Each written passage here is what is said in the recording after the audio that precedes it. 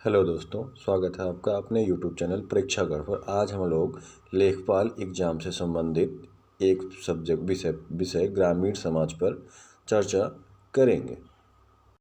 तो इसमें जो सबसे पहला चैप्टर है वह है ग्रामीण क्षेत्र से संबंधित महत्वपूर्ण विभाग के बारे में हम लोग आज जानेंगे। जो पहला पॉइंट है वह है खंड विकास अधिकारी क्या। तो खंड विकास अधिकारी के बारे में आज हम लोग पढ़ेंगे। तो पहला पॉइंट क्या है, वह है विकास खंड का मुख्य कार्यपालन अधिकारी कौन होता है। तो वह खंड विकास अधिकारी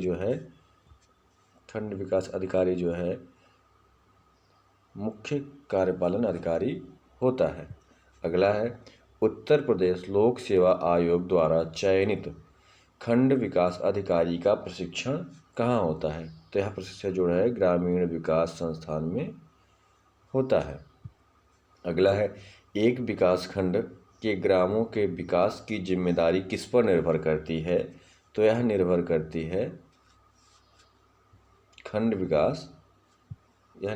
है किसके ऊपर, खंड विकास अधिकारी के ऊपर निर्भर करती है। अब हम खंड विकास अधिकारी के कार्यों के बारे में जानेंगे, इनके क्या क्या कार्य होते हैं।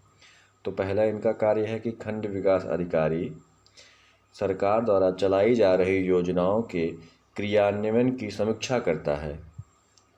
और दूसरा कार्य है वह उच्च अधिकारियों के निर्देशानुसार कार्य करता है। कौन कार्य करता है, यह खंड विकास अधिकारी कार्य करता है। और अगला इसका कार्य क्या है, वह अपने विकास खंड में कार्य प्रसार अधिकारी की सहायता से पंचायत समिति द्वारा निर्धारित निर्णय को क्रियान्वयन करता है। और इसका अगला कार्य है कि वह विभिन्न एकीकृत योजनाएं तैयार करता है तथा उनका क्रियान्वयन करता है। वह इन योजनाओं का हिसाब किताब तथा लेखा भी तैयार करता है। कौन तैयार करता है,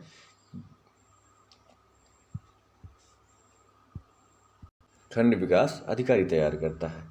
इसका अगला कार्य क्या है, इसका अगला कार्य है खंड विकास अधिकारी ग्रामीण जनता के लिए सरकार के रूप में भूमिका निभाता है तथा ग्रामीणों के प्रत्यक्ष नियंत्रण में रहता है। और इसका अगला कार्य है वह अपने विकास खंड के समस्त कार्यों, प्रगति आदि के समय समय पर अपने उच्च अधिकारियों को अवगत कराता है। वह अपने विकास खंड के समस्त कार्यों, प्रगति आदि से समय समय पर अपने उच्च अधिकारियों को अवगत कराता है। और इसका अगला कार्य है कि खंड विकास अधिकारी खंड के विकास से संबंधित प्रशासनिक स्टाफ की कार्यकुशलता में वृद्धि के लिए अनेक कदम उठाता है। और इसका अगला कार्य है कि वह जन शिकायतें सुनता है तथा उनके निवारण की उचित योजना बनाता है। और इसका अगला कार्य है कि एक विकास खंड के ग्रामों का विकास खंड विकास अधिकारी पर निर्भर करता है। किसी भी विकास खंड के ग्रामों का विकास जो है वह विकास खंड अधिकारी के ऊपर ही निर्भर होता है। अब हम लेखपाल के कार्यों के बारे में जानेंगे। लेखपाल कौन होता है यह जानेंगे और इससे संबंधित क्या क्या कार्य हो सकते हैं यह भी हम लोग जानेंगे। तो पहला है लेखपाल कौन होता है। लेखपाल गांव स्तर का सरकारी कर्मचारी होता है। इम्पोर्टेंट नोट में ये समझ लीजिए कि पहले लेखपाल होते थे या नहीं होते थे। तो लेखपाल गांव स्तर पर सरकार का प्रतिनिधि होता है 1906 तक। इसके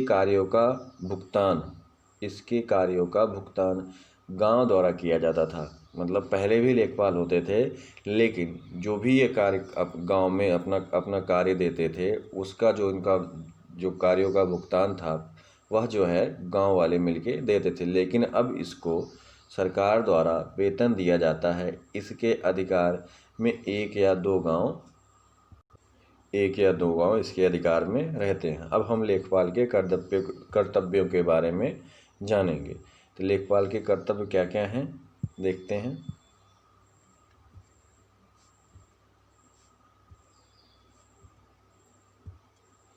जो लेखपाल है उसका कर्तव्य क्या है? लेखपाल के पास उसके अधिकार क्षेत्र, गांव के खेती संबंधी सभी कागज रहते हैं, जिन्हें हम भू अभिलेख लैंड रिकॉर्ड कहते हैं।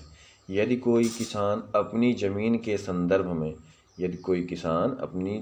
संदर्भ में कोई भी जानकारी चाहता है तो लेखपाल सरकारी शुल्क लेकर उसको जानकारी उपलब्ध कराता है। और अगला क्या है?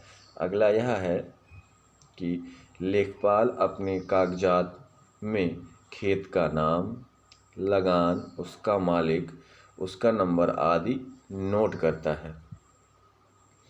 अगला है वह खेतों में होने वाले परिवर्तन के अनुसार कागज में परिवर्तन करता है। अगला है जैसे अनावृष्टि, सूखा, अकाल, बाढ़ आदि की जानकारी अपने उच्च अधिकारियों को सूखा, अकाल, बाढ़ आदि की जानकारी से अपने उच्च अधिकारियों को अवगत कराता है। इसके आधार पर ही सरकार मुआवजे का निर्धारण करती है। और इसका अगला कार्य है, लेखपाल के पास प्रत्येक गांव का नक्शा होता है।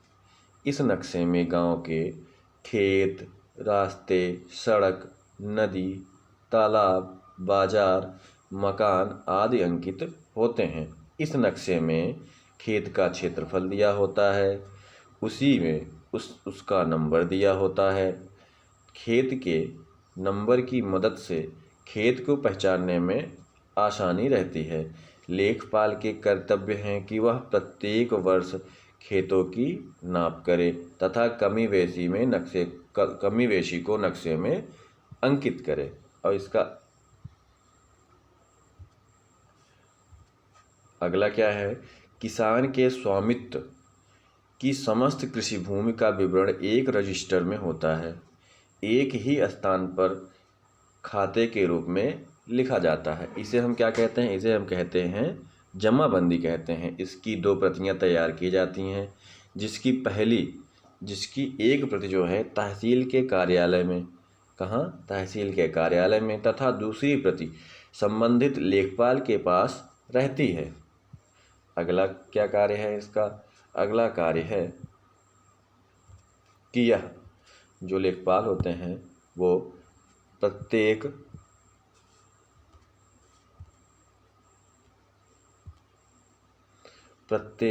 4 वर्ष में जमाबंदी का नवीनीकरण किया जाता है। इन 4 वर्षों में किन्हीं कारण से किसान के स्वामित्व की भूमि में कोई परिवर्तन हुआ हो तो उसे लेखपाल द्वारा जमाबंदी रजिस्टर में लिख दिया जाता है। अब आजकल क्या हो रहा है कि आजकल जो है